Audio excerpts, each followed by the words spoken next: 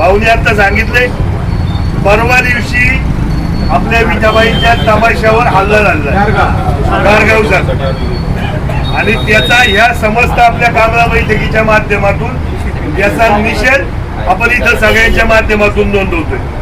फक्त निषेध करून थांबणार नाही, मला वाटतं प्रशासनाने कारवाई केली, पण इथून पुढच्या जर घटना अशा त्या गावातून जर घडल्या असतील तर तमाशा कलावंतांना सुद्धा विनंती आपण सगळी करू की इथून पुढे अशा घटना घडणार असेल तर त्या गावात आपण तमाशाच करू नये, की जेणेकरून त्या लोकांना, आणि याच्याही पुढे जर आरेरावीनीच काम करणार असेल तर त्या सगळ्या लोकांना नारायणगावला टोमॅटो घेऊन यायला लागते.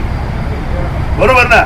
गावच्या माध्यमातून तमाशा कलावंतांच्या मागे आम्ही सगळी मंडळी तिथे उभी राहणार आहोत. या त्या गाववाल्यांना निश्चित स्वरूपात निक्षून टाकतोय की अशा पद्धतीचे भ्याड हल्ले तुम्ही करणार असाल तर मग मात्र आमचे गावकरी सुद्धा कोणत्याही प्रकारची भीडभाड न ठेवता आपला समाचार घ्यायला आम्ही सगळेजण सक्षम आहोत. आम्हाला कायदा हातात घेऊन काम करायचं नाही, परंतु ह्या पद्धतीचं काम जर कोण करणार असाल तर मात्र त्याचा सगळ्यांचा या यात्रा बैठकीच्या निमित्ताने निषेध करतो.